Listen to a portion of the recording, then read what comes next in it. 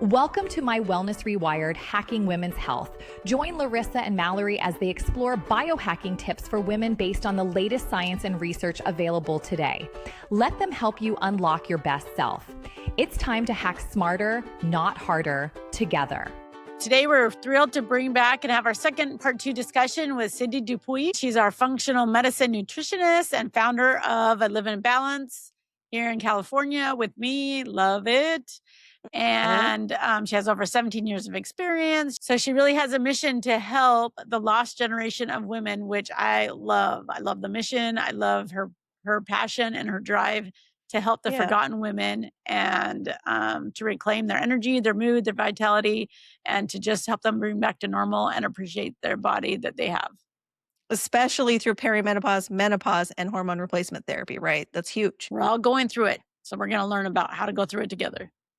Absolutely. So now that we've discussed hormones and what's going on inside of our bodies during perimenopause and a little bit into menopause, we're going to take a deep dive into hormone replacement therapy and other solutions. So let's get going.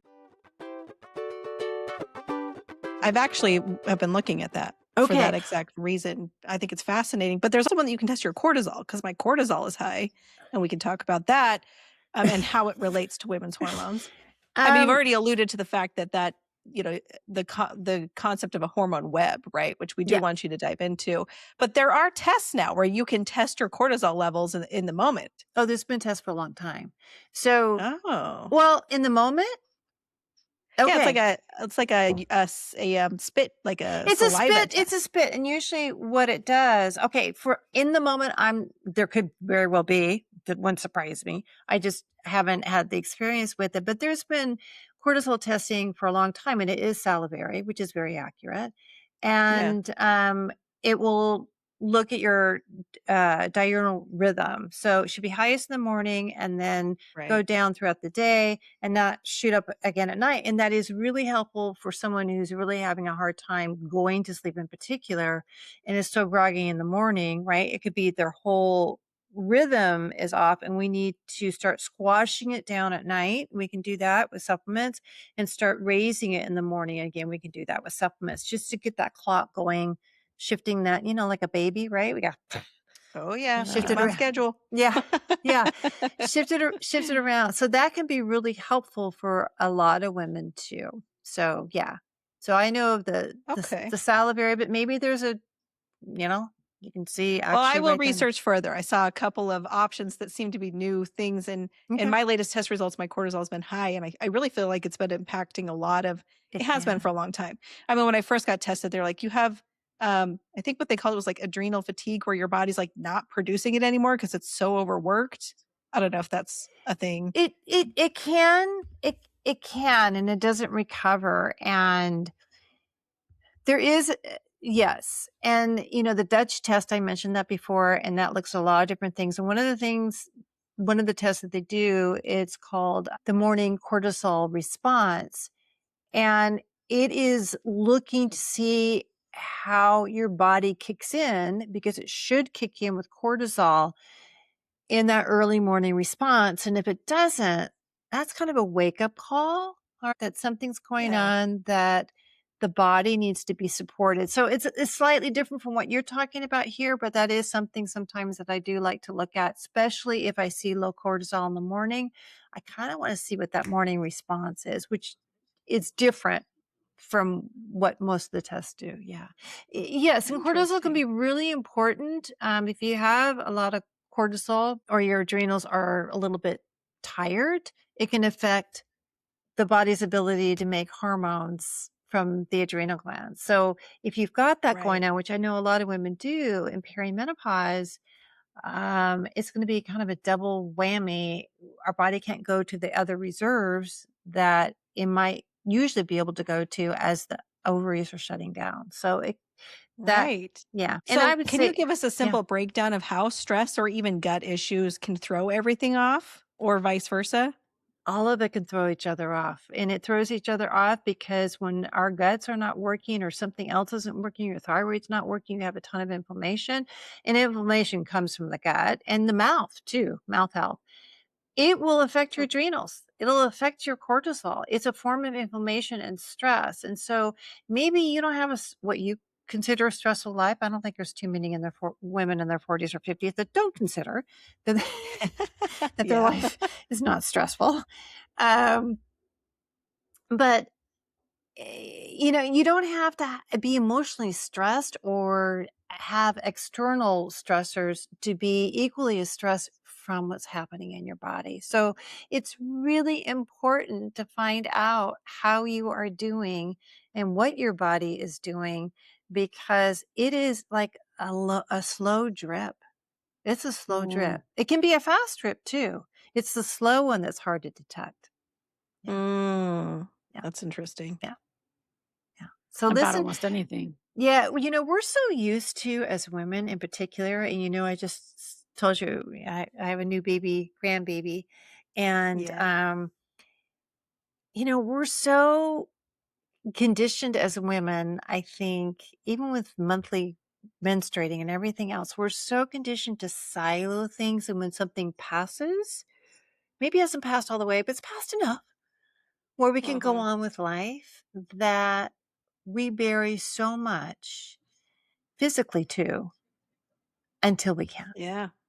Until our body, front and center, it stops us. I mean, literally. I mean, it's like, okay, it just stops us. And that's where, cancer and other things come in, right? It's our body.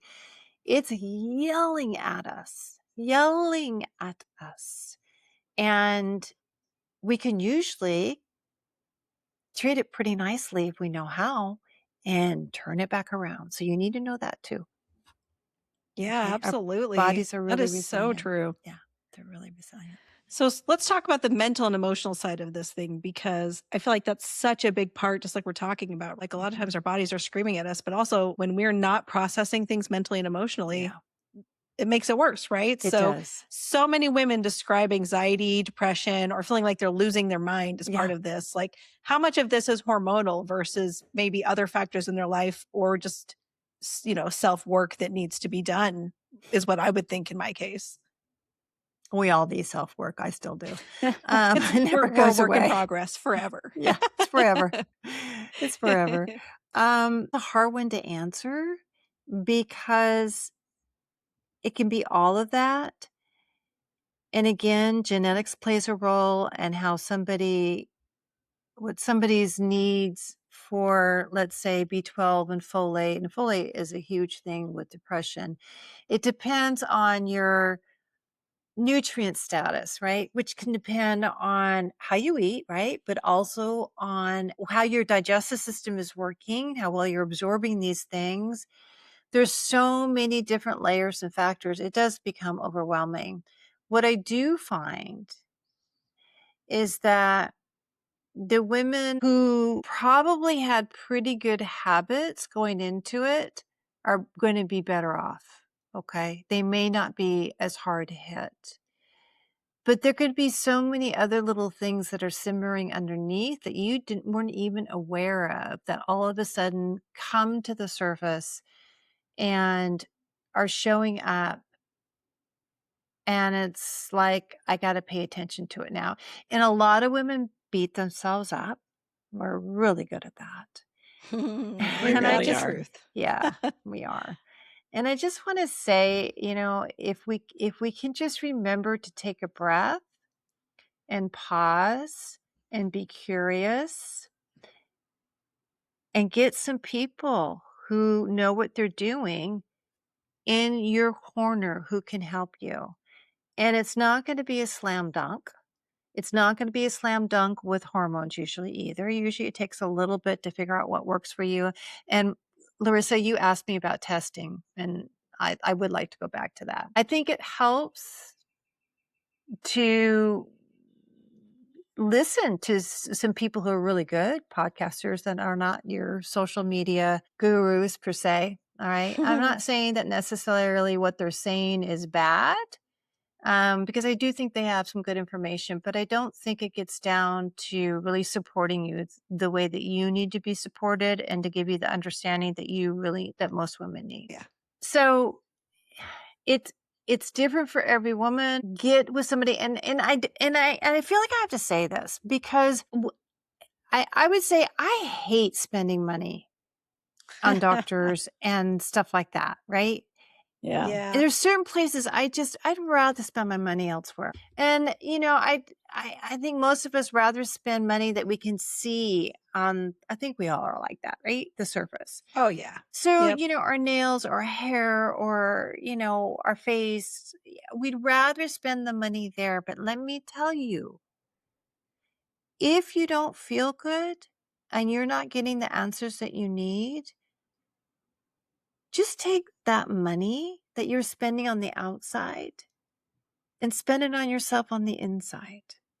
And talk to people who have been helped by people. Okay? Those are the people you want to go to. And just like in any other profession, you're going to have a big range on what things are going to cost depending on the practitioner. I personally don't think that you have to spend a ton of money on testing. Low-hanging fruit is your blood work. Yeah. And then we can go from there.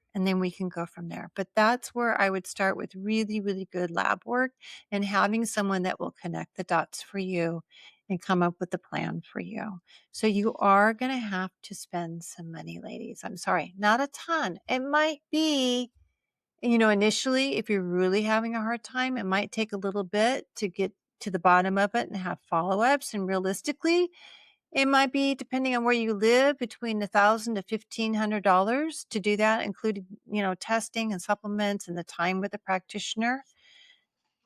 In a 6-month period, it's well worth, with a good person, every penny of it. And then you're going to have to be putting aside probably $100 a month for the rest of your life for the extra care that you're going to need, which isn't a ton of money there. You either do that, Yeah. or you're going to be spending a ton of time and money in your later years. Well, and like just what you were saying with the prescriptions earlier, like if you go, they might tell you, the regular doctor might tell you to go on all these prescriptions because they spent 15 minutes with you instead of an hour to really go to the root cause and like figure out what you're doing at the core, right? Yeah. So I feel like that you hit home with me when you said that, because I feel like I'm on a journey with my daughter right now, and I appreciate the people who actually spend time with us and ask those questions instead of, trying to solve the problem in 15 minutes without actually understanding the story behind it. Yeah. You can't solve it in 15 minutes. And unfortunately, that is the paradigm that we're living in. So we need to take things into our own hands the smartest and best way that we can. Yeah. Yeah. Well said. Absolutely. Yeah. So I like to put that one out there. Larissa, you asked about testing. So I do like to have, I don't think I answered it. I do like to see women, once we put you on HRT, probably 2 to 3 months. And of course, your symptoms, we want to know what that is doing. And then I like to see it. I want to make sure that you're absorbing, because some people absorb, let's say, the patch well. Some people don't absorb it. Some people absorb the cream. Some people don't. So we want to see what is happening. And I know a lot of doctors will put a woman on the lowest dose, and that will get rid of her hot flashes. It will get rid of a lot of stuff. She'll feel okay. And the doctor will not test because all they're looking for is symptom relief. Yeah. They want that squeaky wheel to not squeak. Right. Well, that's what they're taught too. And they're also taught the lowest dose for the shortest amount of time. That narrative is still there. It is changing, but it is still there. Yeah. So I like to see estrogen between 60 and, let's say, 130. Okay. That's where I like to see it for women who are in HRT postmenopausal. And that's going to give us probably pretty good bone protection, heart protection, everything else. Okay. It's going to, all the things that the estrogen hits, it will help in all of those areas for a woman. Progesterone, I kind of don't even look at that. I do like, especially if a woman is on a cream of progesterone, I do like after a year that maybe she has an ultrasound to make sure that the uterine lining isn't thickening. Oral progesterone, we rarely see that. Creams, because creams don't show up in the blood work of progesterone. It doesn't show up. So yeah, and so blood and saliva is not a good way of testing progesterone replacement. How would Just you test it? Huh? How would you test it? Again, the cream, it just it's not representative. In saliva, it's overrepresented. And in urine and blood work, it's under. So again, I do like to recommend that a woman gets an ultrasound about a year into her doing, once we kind of dial it in. Just want to see, make sure she's got enough protection there. And if she does, and we don't change anything, she's, usually good to go. So I do like, that's just me. That's me. Testosterone is really important. Yes. To check your testosterone levels, to check your hematocrit levels, to check the sex hormone binding globulin hormone or protein as well. So those are really important to keep track of with testosterone. Yeah. So when you said that, like, going into, like, this is menopause, but if you're in perimenopause and you said that if you have a healthy lifestyle, going into menopause will be easier. Yeah, because your body will be less inflamed. You'll be positioned better to handle the fluctuations. I mean, it just kind of makes sense. And, some of the healthiest women going into perimenopause, they've worked out hard. They've, been really clean with their diet and all of that. Sometimes they get thrown for a loop, and it's because they've almost overdone it, and they have to actually be nicer to themselves. Yeah. Oh, yeah. I can see that for sure, because you're used to being in your 20s and 30s when you can push harder and your body can compensate. Yeah.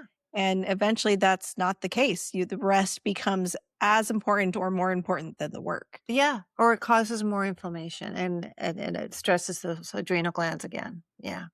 So like, we have the Aura Ring that we got, and it is giving us a lot of information that we weren't really aware of before. And so it goes back to what you were saying about you need to be kinder to your body, and it constantly is telling me that I need to rest and take it easy today. Good. All of that stuff.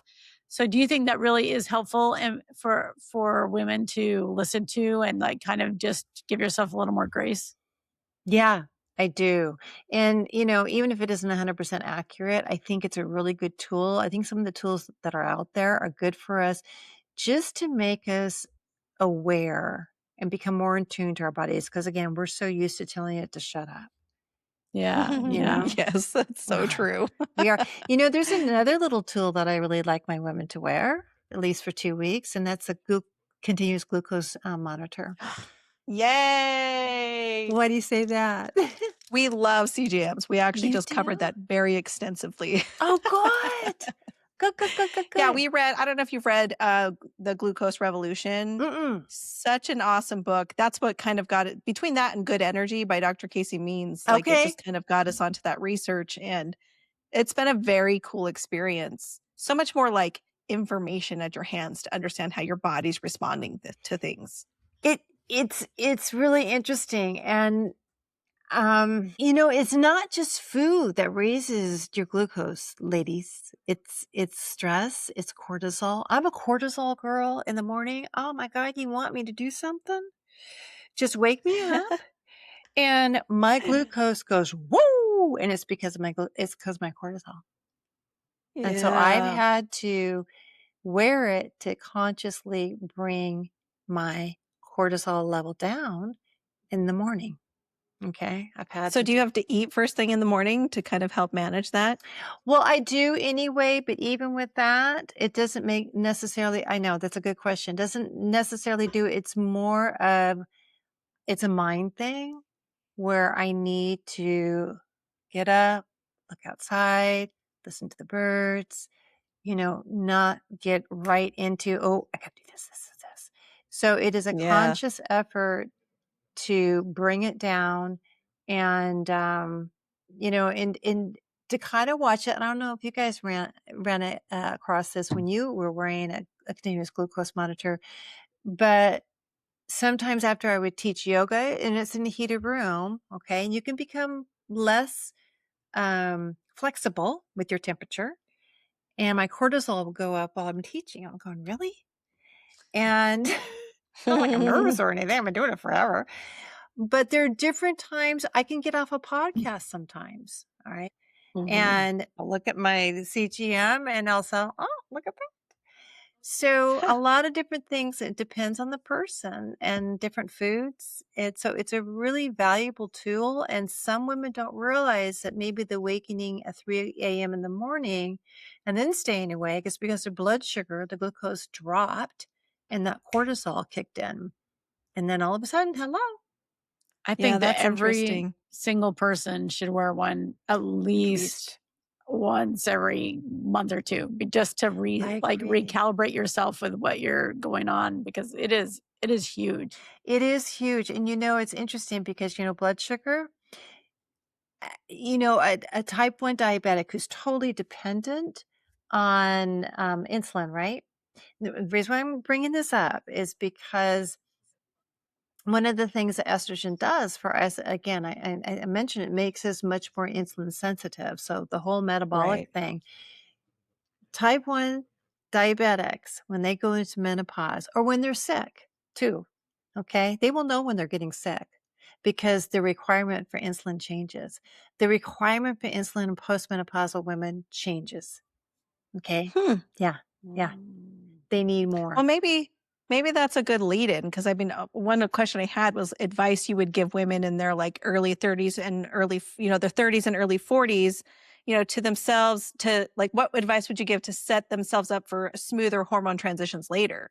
Maybe the CGM being one of them. Do you have any other advice? The CGM would be one. Really good lab work would be the other. So we see where you're at right now. Okay. Right. Definitely. Get a baseline. Yeah. To get a baseline, we could see so much with lab work. If you're having digestive issues, get help with that.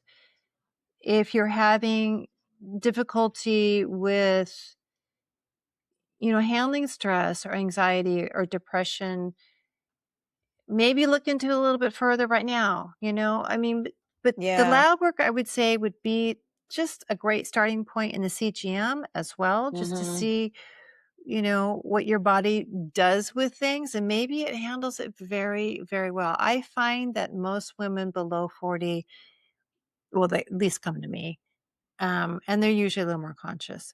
Their blood sugar regulation is pretty good. Their body is young enough where it looks pretty good most of the time. Not always, but yeah. That makes sense. You can't really get where you want to go with your health if you don't know where you are. So that totally makes sense to me. Very well said. Yeah. Okay.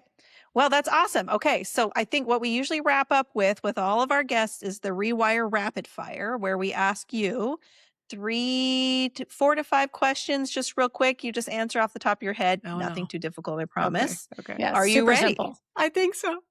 Yay! I know, right? Get our hands out. Yeah. Okay, first one. What's one simple daily hack you would tell every woman to rewire her energy, her hormones, or her mood right now? When you get up, look outside, take a breath, listen to all the sounds that you can possibly hear for at least a minute or two, just to connect you to the outside world, to the world around you. Love that one. That's a good one. I love That's that been a big thing one. for me with managing cortisol and setting your circadian rhythm and sleeping better. Connect with the outside world. We're trying grounding right now too, Larissa. So Okay. Next one. What's a wellness myth or should that you've ditched that has changed everything for you? I'm not good at jumping on board with wellness myths, so let me think about what is out there. She's too wise, Larissa. Well, you've ditched the prescription drugs that Oh, did I? to I never give did you. them. So, okay, yeah. Ditch okay. Explore and find out really what they're about before you go on them, okay? Yeah. There are times and places, but most of us our bodies will heal itself given the right tools. Yeah. Ooh, I love that. That's good. If you could only keep one thing in your routine, a supplement or a habit or food or whatever comes to your mind, what would it be and why? Well, the supplement would be my bile supplement. Number one, will not do without it. And my magnesium will not do without it. I need both of those. I know me. Okay. Those would be the two things.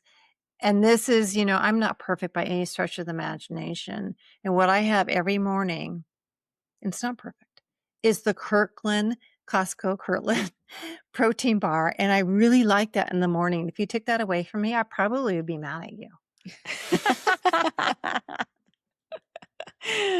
Yep, I get that. So what's your go-to feel good in 5 minutes to reset when life gets chaotic? Oh, a little bit of yoga. I mean, and I have an app. It's called Down Dog, and it's a great app. I don't know if you guys know it, and you can set it for 5 minutes or 10 minutes. And so someone else is telling me what to do. There's a little bit of music, and I get reset. I just get taken somewhere else. Oh, it's great. If you have 5 minutes, 10 minutes, that's all you got. And someone else is leading me. I'm not thinking about it. Yeah, I get to just unplug and listen and flow. Yeah. Totally makes sense. Yeah. Okay, last one. What's one guilty pleasure that actually supports your wellness or that you refuse to feel guilty about? My Kirkland protein bar in the morning. But other than that, okay, another guilty pleasure. I have the best little biscuit from a restaurant every Sunday morning. Ooh. And I don't go do my hour and a half of hot yoga just so I know I get to have that biscuit. And I really, really savor it and enjoy it. Yeah. Worth it. Yeah. Well worth it. Does my blood sugar go up? Yeah. Your CGM does not like it. No, it doesn't. So I do try to walk right afterwards. Yeah. There's hacks, right? Yeah. Yep. Does not like it. It's okay. So funny. I tell it to calm down. Well, thank you so much, Cindy. This was such an enlightening and hopeful conversation, honestly. Good. And again, a huge thank you to Cindy Dupuie of A Balanced Living for joining us across these episodes and sharing your wealth of knowledge on women's hormones and hormone replacement therapy. If people feel inspired by you today, what's a good way that they can get in contact with you? Probably the best way would be to go to my website. And my website is alivingbalance.net, not .com. And if you do / and then course, you'll run into, I have an 8-week course. It's called Grace and Transition for Women of a Certain Age. And it is something that I have created out of my heart, hoping to be able to educate women so they can become advocates for themselves. And during that 8 weeks, they're given tools like the CGM and so many other things so that they can, have agency and feel good and know what they're doing. And at the same time, they're supported. It's in a community. So it's in a small community of other women, and we do have accountability. We meet once a week, and then they do have time with me one-on-one. So I really love that. But that's also a page, if you go to that and kind of scroll down, you'll be able to click to get that PDF that I talked about for the lab work. So you can do that. And then on my website, you can see how you can work with me one-on-one as well. And I actually am all telehealth now. So, that would probably be the best way. And then Instagram, I'm more on that than I am Facebook, and that's at Cindy_ and then my last name, Dupuie, Dupuie. And then I do have a YouTube channel as well.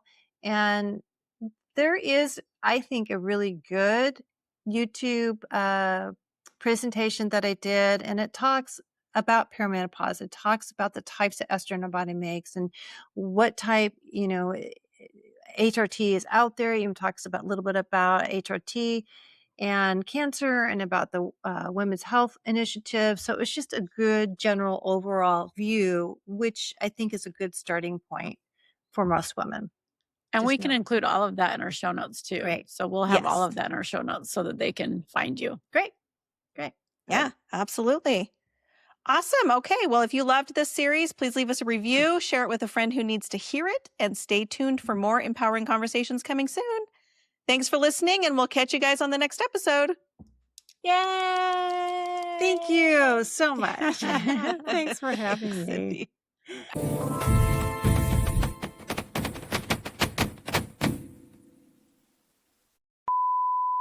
Good. I know. I Okay. need to set up an appointment. That's why when you said telehealth, I was like, oh, great. That's even Yeah. Come on, you had it. Okay, now we can stop it. Cut. Yeah. Peace. Your hormones. That's a very good question because we all have issues. So Now we're back with amazing Cindy Dupuie. you got to go back again. You're laughing too much.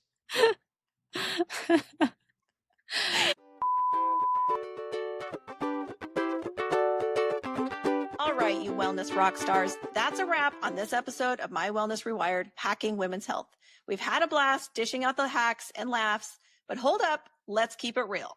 Yep, we are not doctors. We are just sharing our biohacking adventures and learning right alongside you. Nothing we say is medical advice, so always, always check with your healthcare provider before trying any new wellness tricks.